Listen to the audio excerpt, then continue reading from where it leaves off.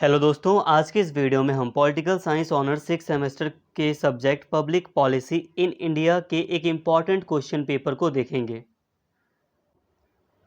तो please video को पूरा देखना ताकि सारी बातें आप समझ सकें। इंपॉर्टेंट बातें होंगी यहाँ पर जो क्वेश्चन है काफ़ी इंपॉर्टेंट है। साथ में वीडियोस के बारे में कुछ बातें यहाँ पे मैं बताऊँगा ताकि आप सारी बातें समझ सकें। तो चलिए बिना देरी के अपने वीडियो को शुरू करते हैं। यहाँ पर आप देख सकते हैं कि ये जो क्वेश्चन पेपर है इसमें भी आपको 4 ही क्वेश्चन करने हैं, ठीक है। तो अब आगे बढ़ते हैं। यहाँ पे दोस्तों ये जो क्वेश्चन पेपर है थोड़ा सा मतलब इसकी जो फ़ोटो खींची गई थी, तो ये ऑफलाइन एग्ज़ाम का क्वेश्चन पेपर है। रिसेंट है, बहुत ज़्यादा ही रिसेंट है ये, आप इसे लास्ट ईयर का कह सकते हैं। तो यहाँ पे आप देख सकते हैं दोस्तों, ये जो क्वेश्चन पेपर है थोड़ा सा देखने में विजिबल थोड़ा कम है, इसीलिए मैंने यहाँ पर जो भी लिखा हुआ है उसको अलग से लिख दिया है मैंने यहाँ पर। अभी मैं आपको शो कर देता हूँ। तो यहाँ पे थोड़ा सा धुंधला दिख रहा होगा आपको, ये क्वेश्चन पेपर ही कुछ ऐसा है। तो इस क्वेश्चन पेपर को मैंने खुद ही लिख दिया है, टाइप कर दिया है। अभी मैं आपको दिखा देता हूँ क्या क्वेश्चन है इसमें। तो यहाँ पर आप देख सकते हैं काफ़ी अच्छे से दिखाई दे रहा होगा आपको। अब इस क्वेश्चन पेपर का जो पहला क्वेश्चन है वो कह रहा है कि डिफाइन पब्लिक पॉलिसी, यानी कि लोक नीति को परिभाषित कीजिए। Describe the difference stages of the evolution of public policy. किस तरह से पब्लिक पॉलिसी बनती है, मेनली आपको यहाँ पे ये बताना है, ठीक है। किस तरह से इसका विकास हुआ है, होता है, इसके बारे में आपको मेनली यहाँ पर बताना है। तो जो यूनिट 4 है वो आपके लिए यहाँ पर इनफ होगी कि लोक नीति। देखो यूनिट 1 में भी मैंने आपको थोड़ा सा लोक नीति बताया था, सॉरी यूनिट 1 में मैंने आपको नीति पढ़ाया है, ठीक है। लोक नीति तो यूनिट 4 में ही आपको मिलेगा। तो जो यूनिट 4 है अगर आप उसको कवर कर लेते हैं तो ज़्यादा क्वेश्चन आपका हो जाएगा। अब जो भी चीज़ें हैं आप एक बार वीडियो देखेंगे तो आपको समझ में आएंगी। इसके साथ ही यहाँ पे जो यूनिट 2 है, सॉरी जो क्वेश्चन 2 है यहाँ पर, what do you understand by policy analysis, describe the process of policy analysis. नीति विश्लेषण से आप क्या समझते हैं, नीति विश्लेषण की प्रक्रिया का वर्णन कीजिए। अब यहाँ पे आपको बताना है कि नीति विश्लेषण क्या होता है। तो यूनिट 1 अगर आप देखेंगे तो ये वाला क्वेश्चन भी आप आराम से कर देंगे। यूनिट 1 में सारी बातें यहाँ पर बताई गई हैं। यूनिट 1 में मैंने आपको अलग अलग स्टेप भी बताए कि किस तरह से जो नीति विश्लेषण है उसके क्या क्या चरण हैं, तो यहाँ पे वो भी आप लिख सकते हैं जिससे कि आपका पूरा आंसर कंप्लीट हो जाएगा।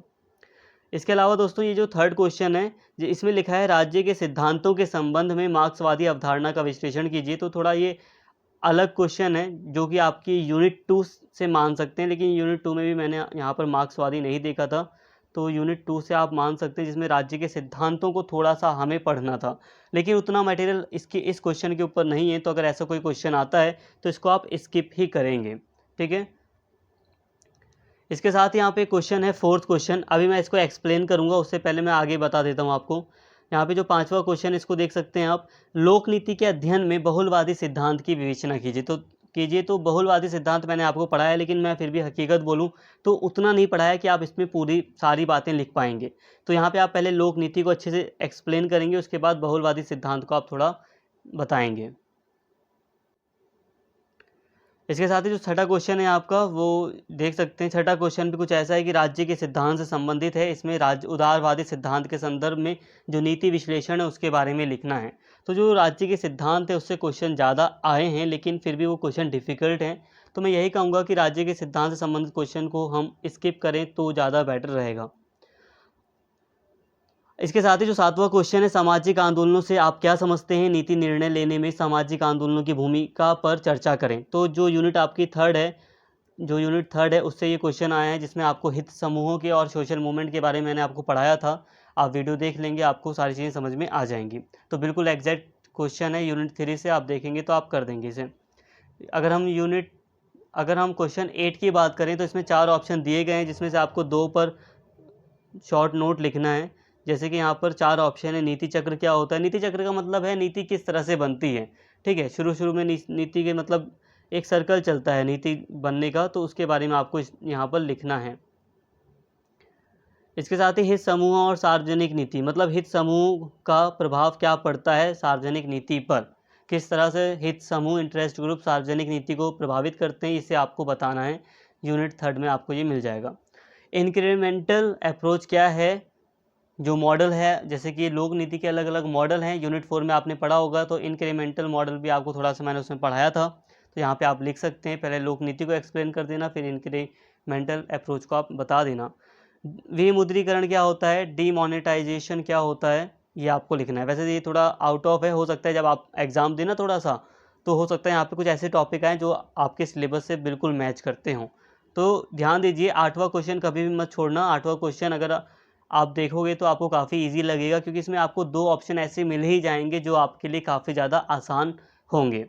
ठीक है, तो एक बार 8वां क्वेश्चन आप ज़रूर देखना, क्योंकि 4 में से 2 ऑप्शन आपको छोड़ने हैं और 2 ऑप्शन आपको करने होते हैं। तो एक बार 8वां क्वेश्चन ज़रूर देखना और 8वां क्वेश्चन कोशिश किया करो कि ज़रूर करके आओ।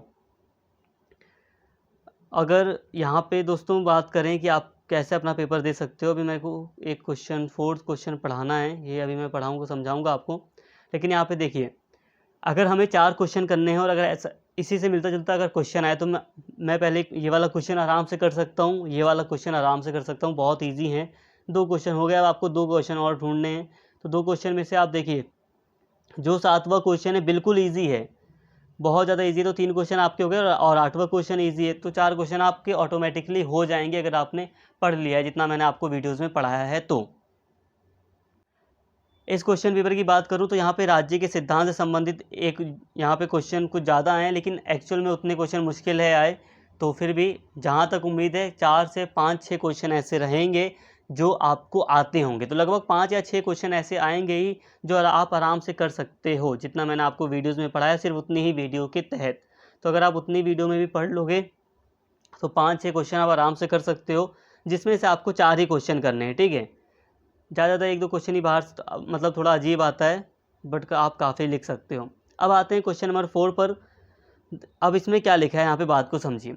यूनिट 4 में मैंने आपको कई सारे मॉडल बताए थे लोक नीति के, ठीक है? अब लोक नीति का एक मॉडल है जिसे हम कहते हैं डिसीजन मेकिंग थ्योरी।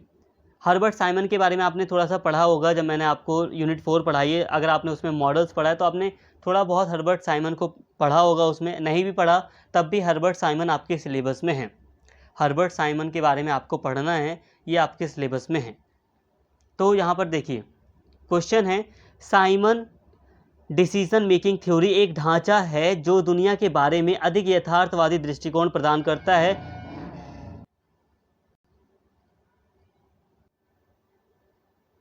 तो फ्रेंड्स, यहाँ पर यही लिखा है कि हर्बर्ट साइमन मतलब सार्वजनिक नीति के निर्माण में हर्बर्ट साइमन के निर्णय लेने का जो मॉडल है उसको बताइए। तो सिंपल सा है, हमें यहाँ पर हर्बर्ट साइमन का निर्णय लेने का मॉडल बताना है। अब हर्बर्ट साइमन एक दार्शनिक हैं जिन्होंने डिसीजन मेकिंग थ्योरी बताई है। अब ये डिसीजन मेकिंग थ्योरी क्या है, इसके लिए मैं एक वीडियो आपको प्लेलिस्ट में दे दूंगा।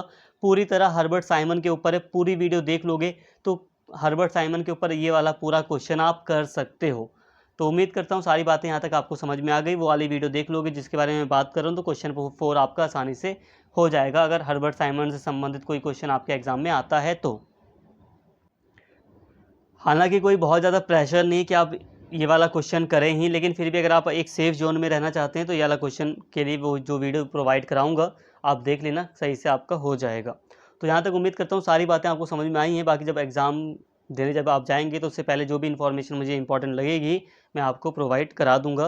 बट अभी जितना समझाया मैंने आपको उतना मतलब समझिए। और जितनी भी यूनिट अभी मैंने पढ़ाई है, आई थिंक अभी मैंने बस 4 यूनिट पढ़ाई है 5 में से, तो 4 भी इनफ है। अभी आप 4 पे ही कंसंट्रेट कीजिए, 4 यूनिट को ही पूरी तरह कवर कीजिए। उम्मीद करता हूँ वीडियो आपको पसंद आई होगी। अगर वीडियो अच्छी लगी हो तो प्लीज़ कमेंट करके ज़रूर बताएं, वीडियो को लाइक करें, शेयर करें और चैनल को सब्सक्राइब करें। Thank you.